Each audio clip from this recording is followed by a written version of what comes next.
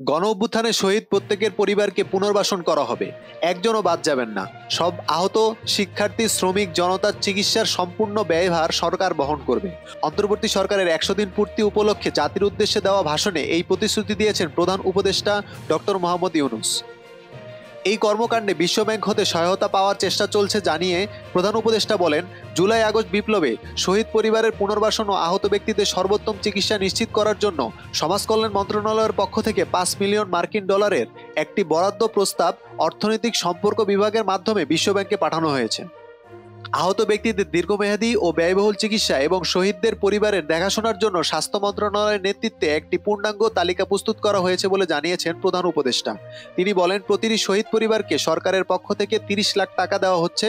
যারা বুলেটের আঘাতে দৃষ্টিশক্তি হারিয়েছেন তাদের চিকিৎসার জন্য নেপাল থেকে কর্নিয়া আনার ব্যবস্থা করা হয়েছে। যাদের প্রয়োজন তাদের সরকারের পক্ষ থেকে বিদেশে চিকিৎসার জন্য পাঠানো হচ্ছে। জুলাই অভ্যুত্থানের কোনো শহীদ ও আহত ছাত্র শ্রমিক চিকিৎসা সেবা ও পুনর্বাসন পরিকল্পনা থেকে বাদ যাবে না, এই উল্লেখ করে ডক্টর মোহাম্মদ ইউনূস বলেন, এটি অন্তর্বর্তীকালীন সরকারের অঙ্গীকার। এই প্রসঙ্গে জুলাই শহীদ স্মৃতি ফাউন্ডেশন গঠনের কথা উল্লেখ করে প্রধান উপদেষ্টা বলেন, গণ অভ্যুত্থানের শহীদদের স্মৃতি ধরে রাখতে গঠিত জুলাই শহীদ স্মৃতি ফাউন্ডেশন বেশ পাকাপোক্তভাবে তাদের কাজ শুরু করেছে। এই ফাউন্ডেশনে সরকার 100 কোটি টাকা অনুদান দিয়েছে বলে উল্লেখ করেন তিনি।